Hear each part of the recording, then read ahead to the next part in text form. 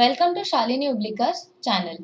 आज हम सीखेंगे हिस्ट्री का सेकंड लेसन 8th स्टैंडर्ड का, जो है यूरोप एंड इंडिया। तो ये जो वीडियो है बहुत ही ज़्यादा रिक्वेस्टेड वीडियो है, इसके लिए मैंने आज इसे बनाने का तय किया था। तो आज हम सीखेंगे second lesson of history standard 8, तो that is Europe and India. During the modern period, the various happenings in Europe had its impact on India. तो मॉडर्न पीरियड का जैसे जैसे स्टार्ट हो गया, जैसे जैसे मॉडर्न पीरियड आ गया, वैसे काफ़ी सारे ऐसे हैपनिंग्स थे, काफ़ी सारे ऐसे इवेंट हुए यूरोप में जिसका इम्पैक्ट किस पे हुआ? इंडिया पे हुआ। Therefore, while studying the period of modern Indian history, we have to study the events happening in Europe during this period. इसके लिए जब हमें इंडियन मॉडर्न हिस्ट्री का अगर स्टडी करना है तो हमें कौन से और इवेंट्स पे ध्यान देना होगा? हमें यूरोप के जो मॉडर्न पीरियड में हैपनिंग्स हुए, इवेंट्स हुए, उसका भी ध्यान रखना होगा क्योंकि उसका काफ़ी इम्पैक्ट इंडिया पे भी हुआ था। Period of Renaissance. In history of Europe, the last phase of medieval period, that is 13th to 16th century, is known as the period of Renaissance. तो period of Renaissance क्या है? जो last phase of medieval period था ना, 13th to 16th century, ये जो पूरा period है is called period of Renaissance. During this period, Reformation, religious reform movement and geographical discoveries laid the foundation of the modern era. तो ये period के जो रेफॉर्मेशंस हुए उसमें क्या क्या हुआ? रिलीजियस रिफॉर्म मूवमेंट हुआ और ज्योग्राफिकल डिस्कवरीज हुआ जो वो लैंड के आसपास था, और इस सब की वजह से क्या हुआ? मॉडर्न एरा का फाउंडेशन बना। तो ज्योग्राफिकल जो जो एरिया है उसके प्रोज एंड कॉन्स डिस्कवर किए गए, तो उसकी वजह से क्या हुआ? मॉडर्न एरा जो है उसका फाउंडेशन बना। और रिलीजियस रिफॉर्म मूवमेंट भी तभी ही हुआ था, वो भी एक बहुत अहम हिस्सा था फाउंडेशन ऑफ मॉडर्न एरा के लिए। Hence this period is known as the age of Renaissance. इसके लिए इस पीरियड को क्या कहा जाता है? एज ऑफ रेनेसांस कहा जाता है। तो पीरियड ऑफ रेनेसांस भी कहते हैं और उसे ही क्या कहते हैं? एज ऑफ रेनेसांस भी कहते हैं, and that is period from 13 to 16 century. तो आपको ये याद रखना है क्योंकि ये आपको डेफिनेटली एग्जाम में आएगा। पीरियड ऑफ रेनेसांस के ऊपर क्वेश्चन 100% आता है, और ये जो उसका दूसरा नाम है एज ऑफ रेनेसांस, इसके ऊपर आपको शायद ऑब्जेक्टिव्स आ सकते हैं। तो इसे बिल्कुल भूलना मत और बिल्कुल अंडरलाइन करके रखना। During this period, in the field of art, architecture, philosophy, etc., there was a revival of Greek and Roman tradition which gave momentum to and overall development. तो ये पीरियड के दौरान क्या हुआ? जो field of art, architecture and philosophy है, art मतलब तो कला वगैरह जो कल्चर से लोगों ने इनहेरिट किया है, जो कला कुसर था वो। आर्किटेक्चर जो स्ट्रक्चर्स बनाए गए, बड़े बड़े बिल्डिंग्स बनाए गए, या फिर जो टेम्पल्स थे, चर्चेस थे, वो सब का आर्किटेक्चर। एंड फिलोसॉफी जो मॉरल एंड वैल्यूज का जो एजुकेशन था, तो ग्रीक एंड रोमन ट्रेडिशन का उस पर काफ़ी ज़्यादा इम्पैक्ट आया, और इसी की वजह से क्या हुआ? ओवरऑल डेवलपमेंट को मोमेंटम मिला। During the renaissance humanitarianism was given great impetus. तो रेनेसांस के पीरियड में क्या हो गया? ह्यूमैनिटेरियनिज्म जो था उसको बहुत ही ज़्यादा इम्पोर्टेंस मिला। पहले इतना नहीं मिल रहा था, लेकिन बाद में रेनेसांस के पीरियड में ह्यूमैनिटेरियनिज्म को, इंसानियत को, और जो मॉरल ग्राउंड्स है और जो फीलिंग्स, इमोशंस, मॉरल्स, वैल्यूज, उसको ज़्यादा महत्व मिला, ज़्यादा वैल्यू मिला। There was a change in the outlook of treating each other as a human being. तो एक दूसरे को ह्यूमन बीइंग करके ट्रीट करने का जो आउटलुक है वो चेंज हो गया। अभी हम लोग इससे ये कंक्लूजन निकाल सकते हैं कि पहले इंसानों में इंसानियत शायद एक दूसरे को ट्रीट करने में थोड़ी कम थी, लेकिन ये जब हुआ during the period of renaissance, जब ह्यूमैनिटेरियनिज्म बहुत ज़्यादा इम्पोर्टेंट हो गया था, जो ह्यूमन बिहेवियर है, वैल्यूज है, वो इतने इम्पोर्टेंट हो गए थे वो टाइम पे। तो ये उसकी वजह से क्या हो गया, उसकी वजह से आदमी का एक दूसरे के साथ, इंसानों का एक दूसरे के साथ जो बिहेवियर करने का तरीका है और आउटलुक है वो क्या हो गया, चेंज हो गया। Instead of religion man became centre point of all ideologies. तो रिलीजन की जगह पे क्या हो गया, इंसान जो है सारे आइडियोलॉजीज का सेंटर पॉइंट बन गया। तो इससे हमें क्या पता चलता है कि during that period, during the beginning of the modern period क्या होता था, या फिर during the end of the medieval period क्या होता था, कि रिलीजन को ज्यादा इम्पोर्टेंस दिया जाता था। लेकिन यहाँ पे during the period of renaissance हम लोग को ह्यूमन जो है, man became the centre point of all the ideologies, ताकि इंसान के आसपास सारी आइडियोलॉजीज रिवॉल्व होने लगी, ना कि रिलीजन के आसपास। Religion played one of the really really important part, but जो सेंटर फोकस था वो टाइम पे रिलीजन से हट के इंसान पे आया, मैन पे पूरा फोकस आया due to humanitarianism. The reform movement spread through all sectors of human life. तो ये जो रिफॉर्म मूवमेंट था, रिफॉर्मेशन मतलब क्या, जो परिवर्तन था, ये परिवर्तन का जो मोमेंट था वो क्या हो गया, सारे सेक्टर्स में ह्यूमन लाइफ के फैल गया था। Through knowledge, science as well as different sections of art we can observe the discoveries of reform movement. तो हमें इसका एविडेंसेस कहाँ से मिलता है, थ्रू नॉलेज, साइंस और जो अलग अलग सेक्शन ऑफ आर्ट है वहां से हमें ऑब्जर्व करने को मिलता है कि ये जो रिफॉर्म मूवमेंट का कैसा कैसा डिस्कवरी हुआ वो हम देख सकते हैं। The art and the literature of Renaissance periods depict sentiments and emotions of human being. तो literature and art क्या दिखाता है Renaissance period में, सेंटिमेंट और इमोशन, इंसान के सेंटिमेंट और इमोशन पे ज्यादा फोकस करता है कौन, आर्ट एंड लिटरेचर, जो रेनेसेंस पीरियड में बनाया गया था वो। Literature was produced in local language for better understanding to the common people. तो जो लिटरेचर है आम लोगों के समझ में आए, इसके लिए, उनके बेटर अंडरस्टैंडिंग के लिए लोकल लैंग्वेज में बनाया जाता था। तो लिटरेचर मतलब क्या, जो साहित्य है, जिसे हम लोग साहित्य कहते हैं, हमारे जो किताबें हैं, जो अच्छी अच्छी राइटिंग्स है, नॉवेल्स है, उसे क्या कहते हैं हम लोग, लिटरेचर कहते हैं। तो ये लिटरेचर क्या किया जाता था, आम लोगों के समझ में आए और अच्छे से समझ में आए, इसके लिए लोकल लैंग्वेज में उसको पब्लिश किया जाता था, प्रोड्यूस किया जाता था। During 1450 AD, Johannes Gutenberg from Germany discovered the printing press. तो 1450 AD के दौरान क्या हुआ, जो जोहानस गुटेनबर्ग थे जर्मनी के, उन्होंने प्रिंटिंग प्रेस का डिस्कवरी किया। Due to this discovery new ideas, concepts and knowledge reach to all sections of society. तो ये जो प्रिंटिंग प्रेस का जो डिस्कवरी था, उस डिस्कवरी की वजह से ज़्यादा आइडियाज, कॉन्सेप्ट और जो नॉलेज था नया नया, वो सब सोसाइटी के सारे सेक्शंस को मिलने लगा।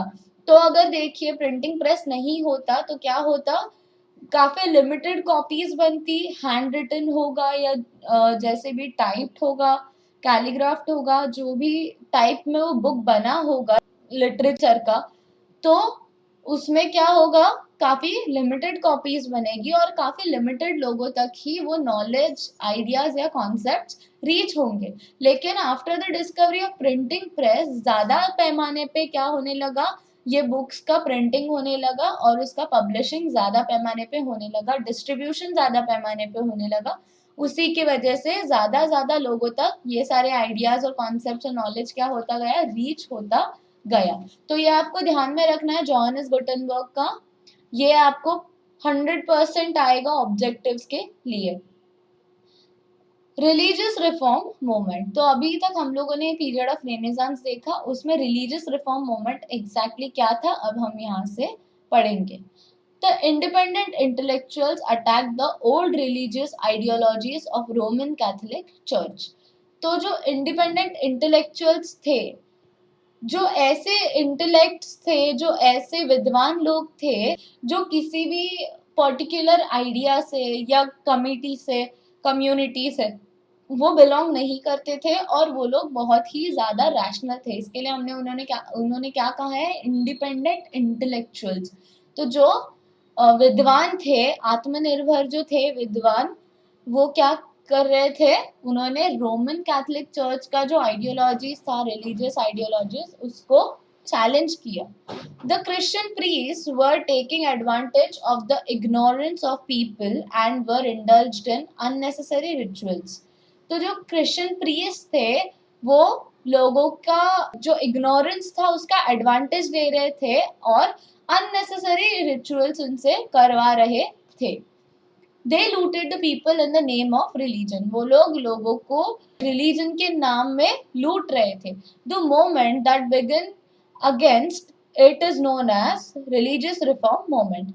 तो उसके अगेंस्ट, तो ये जो सब गलत हो रहा था उसके अगेंस्ट जो मोमेंट खड़ा हुआ, जो मोमेंट बनाया गया, उसे क्या कहेंगे, रिलीजियस रिफॉर्म मोमेंट कहा गया। ताकि रिलीजन में जो रिलीजन का कॉन्सेप्ट है और जो भी उसके नीचे गलत चीजें हो रही है उसमें परिवर्तन आए, इसके लिए रिलीजियस रिफॉर्म मूवमेंट बनाया गया।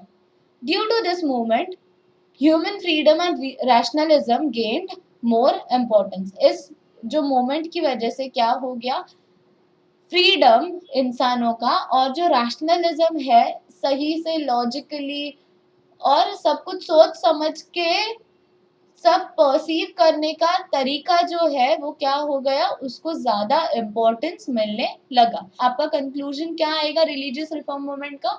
उसकी वजह से हुआ क्या, ह्यूमन फ्रीडम और रैशनलिज्म को ज्यादा इम्पोर्टेंस मिला। Geographical discoveries. In 1453 AD, the Ottoman Turks conquered Constantinople, Istanbul, जिसे कॉन्स्टेंटिनोपल का नाम क्या है, इस्तंबुल है, which was the capital of Byzantine empire. तो 1453 एडी में क्या हो गया, ऑटोमन टर्क्स जो थे उन्होंने कॉन्स्टेंटिनोपल कॉन्क्वर किया, जीत लिया। और वो क्या था, कॉन्स्टेंटिनोपल या फिर इस्तंबुल जो है आज, वो क्या था, कैपिटल ऑफ बाइजेंटाइन एम्पायर था। The overland trade routes joining Asia and Europe went through this city. तो जो overland trade routes जो थे, जो एशिया और यूरोप को कनेक्ट करते थे, वो कौन सी सिटी से जाते थे, इस्तांबुल सिटी से ही जाते थे। Since the Turks blocked this route, there was a need of finding alternative trade routes for the European countries to reach Asia. Turks जो थे उन्होंने क्या किया, ये रूट को ब्लॉक कर दिया क्योंकि एक ही रास्ता था अभी तक जाने का, यूरोप और एशिया के बीच में जो ओवरलैंड रूट्स थे, ट्रेड रूट्स, उसको ज्वाइन करता एक ही रोड था जो इस सिटी में से जाता था। एक नया ऑल्टरनेटिव रूट जो है ट्रेड कैरी आउट करने के लिए यूरोपियन कंट्री से एशियन कंट्री में आने के लिए ढूंढना बहुत ज्यादा जरूरी हो गया था।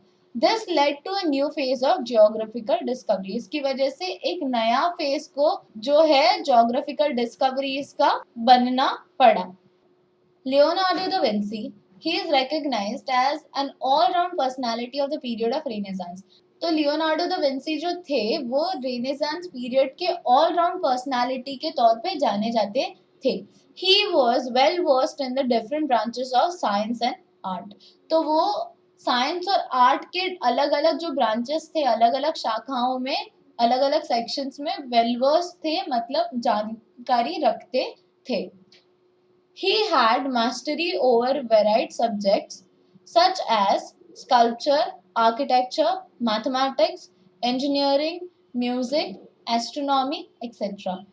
तो उनकी मास्टरी कौन से सब्जेक्ट में थी, बहुत ही अलग अलग तरह की सब्जेक्ट में थी। जैसे स्कल्पचर, मतलब जो मूर्ति कार्व करना होता है, मूर्ति कार्व करते हैं उसे कहते हैं sculpture. Architecture, mathematics, engineering, music, astronomy, ये सारे जो फील्ड्स थे उसमें उनकी मास्टरी थी। But he became world renowned as a painter. लेकिन दुनिया सारी जो है वो उनको कैसे जानती थी, एक पेंटर के तौर पे जानती थी। His paintings of Mona Lisa and the Last Supper became immortal. तो उनकी जो पेंटिंग्स थी, जैसे मोनालिसा एंड लास्ट सपर नाम की जो उनकी पेंटिंग्स थी वो इमोर्टल बन गई। इमोर्टल मतलब अमर हो गई, तो उनको दुनिया सारी जानने लगी ये दो पेंटिंग्स के वजह से ज्यादातर। Let us know. Geographical discoveries. During 15th century, European sailors went on expedition to discover sea route to India. तो 15th जो सेंचुरी था तभी यूरोपियन सेलर्स ने क्या किया, एक्सपीडिशन पे निकल पड़े, एक टूर पे निकल पड़े डिस्कवर करने के लिए इंडिया तक का सी root. In 1487 AD, Bartolomeu Dias, a Portuguese sailor, began his expedition in search of India. तो जो बार्टोलोम्यू डायस थे उन्होंने क्या किया, 1487 AD में जो पोर्तुगीज सेलर थे उन्होंने अपना जो इंडिया का जो सी रूट है वो खोजना शुरू किया, but reach the tip of African continent. लेकिन इंडिया पहुंचने की जगह वो कहाँ पहुंच गए, अफ्रीकन कॉन्टिनेंट की टिप पे पहुंच गए, एक किनारे पे पहुंच गए, which we know as Cape of Good Hope, जो हम केप ऑफ गुड होप के नाम से जानते हैं। In 1492 AD, Christopher Columbus set on his journey to India by sailing towards west but reached the eastern coast of continent of America. तो Christopher Columbus जो थे उन्होंने क्या किया, वापस इंडिया तक सी रूट जो है वो ढूंढने के लिए उसकी खोज करने पे निकले, वेस्ट की तरफ निकले, लेकिन ईस्टर्न कोस्ट पे पहुंच गए अमेरिकन कॉन्टिनेंट के। In 1498 AD, Portuguese sailor Vasco da Gama managed to sail past the Cape of Good Hope and reach the Indian coast in Calicut. तो फाइनली 1498 AD में जो पोर्तुगीज सेलर थे वास्को द गामा, वो cap of Good hope से आगे बढ़े और Indian coast जो है कालीकत में वहां पे वो पहुंच गए। तो फाइनली उन्होंने इंडिया ढूंढ लिया। Do it. On an outline map of the world, show the new sea routes and regions discovered by the sailors. तो आपको जो वर्ल्ड मैप जो है उसका आउटलाइन अगर आपको अवेलेबल है तो उस पर क्या करना है, जो नए सी रूट्स है जो सेलर्स ने ढूंढे हुए हैं अलग अलग रीजन्स के, आपको उसको दिखाना है, मार्क करना है। Intellectual revolution in Europe. Due to the changes during the Renaissance period, Europe proceeded from medieval to modern age. तो बिकॉज रेनेसांस पीरियड में काफी चेंजेस हो गए, यूरोप का प्रोसेस कहाँ से हो गया, मीडिएवल एज से स्टार्ट होके मॉडर्न एज तक वो आ गया। तो यूरोप में मीडिएवल एज खत्म हो गया और मॉडर्न एज आ गया। कब, क्योंकि रेनेसांस पीरियड आया और उसमें काफी चेंजेस हुए। Intellectual revolution took place in the same period, उसी पीरियड में इंटेलेक्चुअल रिवोल्यूशन हुआ। The society starts stepping out of the past ignorance and blind faith. तो जो सोसाइटी थी, जो लोग थे, वो क्या हो गए, पास्ट इग्नोरेंस में से, पहले जैसे वो बहुत ही इग्नोरेंट थे और अंधश्रद्धा थी उनमें, उसमें से वो बाहर आने लगे। The pre-established customs and traditions came to be seen from a critical point of view. तो जो pre-established मतलब जो पहले से ही चले आ रहे थे customs और traditions, उनको देखने का नजरिया भी क्रिटिकल हो गया था। All these changes are addressed as intellectual revolution, which gave further momentum to scientific discoveries in Europe. तो ये जो सारे चेंजेस थे उन्हें क्या कहा गया है, इंटेलेक्चुअल रिवोल्यूशन कहा गया है, और उसी की वजह से साइंटिफिक डिस्कवरीज जो जो हुई यूरोप में उसको मोमेंटम मिला, उसको एक अच्छा बढ़ावा मिला। Revolution and political sphere. In the early stage of beginning of modern period in Europe, many political changes took place. तो एकदम जो अर्ली स्टेज था और बिगिनिंग था मॉडर्न पीरियड का, यूरोप में काफी पॉलिटिकल चेंजेस हुए। Due to the various revolutionary events during 18th as well as 19th century, the period is known as the age of revolution. क्योंकि 18th और 19th century में काफी जो थे रिवोल्यूशनरी इवेंट्स हुए, इसकी वजह से ये जो पीरियड है उसे क्या कहा जाता है, एज ऑफ रिवॉल्यूशंस कहा जाता है। ठीक है, परिवर्तन का और चेंज का वो पीरियड था, इसके लिए उसे एज ऑफ रिवॉल्यूशन, क्रांति, रिवॉल्यूशन क्या होता है, क्रांति होता है, तो क्रांति का उसे पीरियड कहा जाता है। During this period there was development of parliamentary democracy in England. तो यही पीरियड में क्या हुआ था, डेवलपमेंट हुआ पार्लियामेंट्री डेमोक्रेसी का, लोकशाही का डेवलपमेंट हुआ इंग्लैंड में। There was a change in the form of cabinet system. Cabinet system में भी change आया. The Bill of Rights 1689 laid limitations on the power of the king. तो किंग के पावर पे बिल ऑफ राइट्स जो है 1869 में बना हुआ, उसकी वजह से लिमिटेशंस आ गई. The sovereignty of parliament was established. और जो पार्लियामेंट का सॉवरेनिटी है, जो सार्वभौमत्व है, वो क्या किया गया, एस्टैब्लिश किया गया. That parliament is superior and no one lies beyond the parliament. American war of independence. With the background of revolutionary development in Europe, it is equally important to think about the American War of Independence. तो जैसे ही हम लोगों ने Europe में क्रांति देखा है और उसका बैकग्राउंड पूरा देखा है, उतना ही अमेरिकन वॉर ऑफ इंडिपेंडेंस को भी समझना इम्पोर्टेंट है. With the discovery of America, the European countries turned their attention towards this continent. तो जैसे ही अमेरिका ये कॉन्टिनेंट का डिस्कवरी हुआ, जैसे हम लोगों ने यहाँ पे देखा कि क्रिस्टोफर कोलंबस ने क्या किया, इंडिया को ढूंढते ढूंढते एक्सीडेंटली अमेरिकन कोस्ट पे जा पहुंचे और उन्होंने कॉन्टिनेंट ऑफ अमेरिका का डिस्कवरी किया. तो जैसे ही उसका डिस्कवरी हो गया, तो यूरोपियन कंट्रीज ने क्या किया, उनका अटेंशन जो है वो इस कॉन्टिनेंट की तरफ कर दिया. The imperialist European countries took control of different regions of America and established their colonies. तो ये जो imperialist जो यूरोपियन कंट्रीज थी, उन्होंने क्या किया, अलग अलग जो रीजन्स थे अमेरिका के, उसका कंट्रोल ले लिया और उनके उनके कॉलोनीज को एस्टैब्लिश कर दिया. England established 13 colonies on the east coast of America. तो इंग्लैंड ने कितने कॉलोनीज बनाए, 13 कॉलोनीज बनाए अमेरिका के ईस्टर्न कोस्ट पे. Initially England had nominal domination over this colony, but later English Parliament laid oppressive restrictions and taxes on these American colonies. पहले जो था इंग्लैंड का काफी रीजनेबल जो था, कम डोमिनेशन था ये कॉलोनीज के ऊपर जो उन्होंने अमेरिका में बनाई थी, लेकिन इंग्लिश पार्लियामेंट ने ऑप्रेसिव रिस्ट्रिक्शंस डाल दिए, कंपल्शन डाल दिया और बहुत ज्यादा टैक्सेस इम्पोज कर दिए अमेरिकन कॉलोनीज पे. The people in America revolted against it.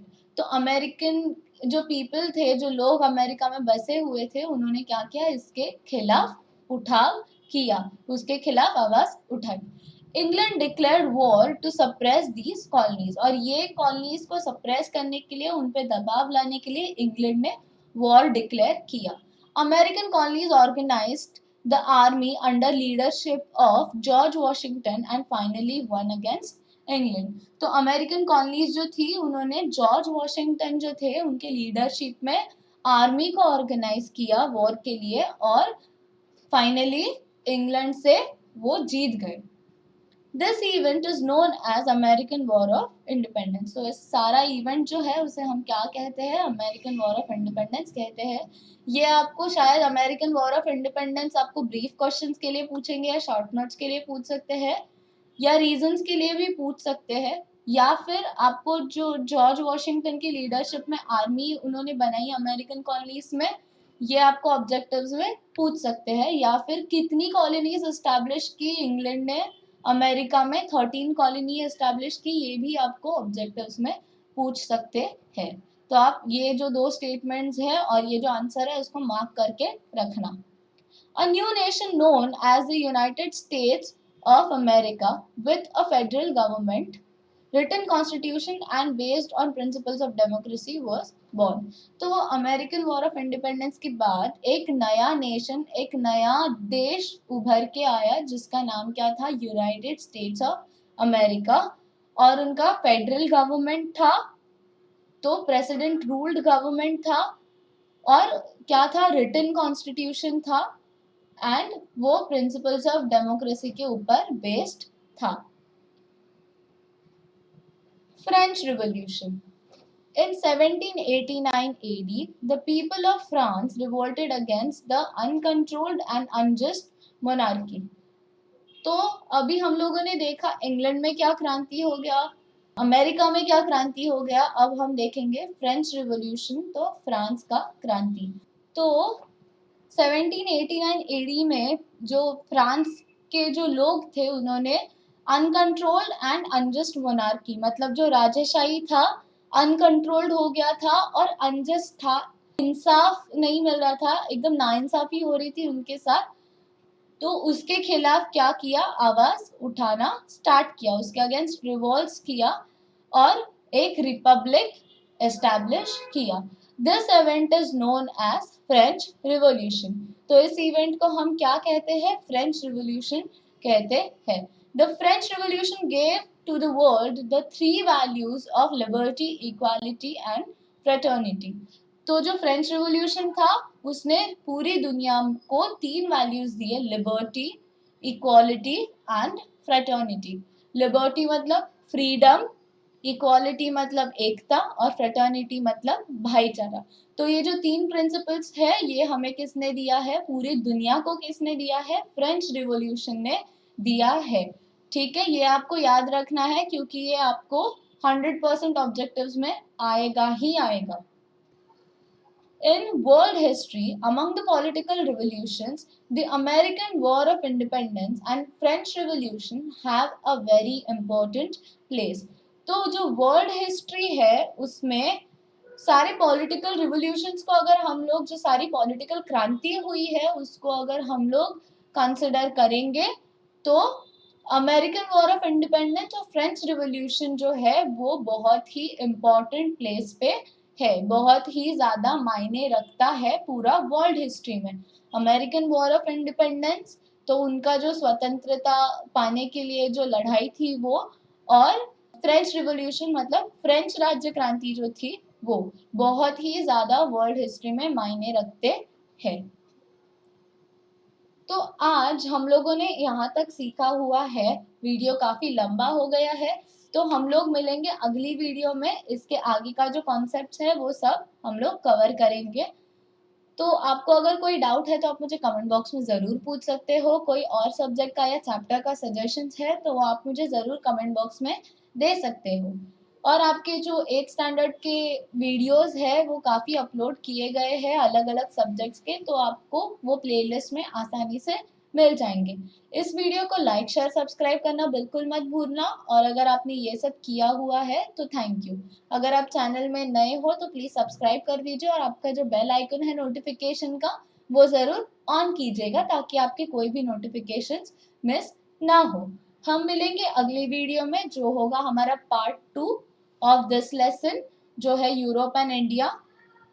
तो तब तक के लिए आप ये सारा वीडियोस देखिए, समझने का ट्राई कीजिए, और मुझे वीडियो के लिए आप एक थैंक यू तो बोल ही सकते हैं। ठीक है, मिलेंगे अगले वीडियो में, तब तक के लिए bye bye, stay home stay safe.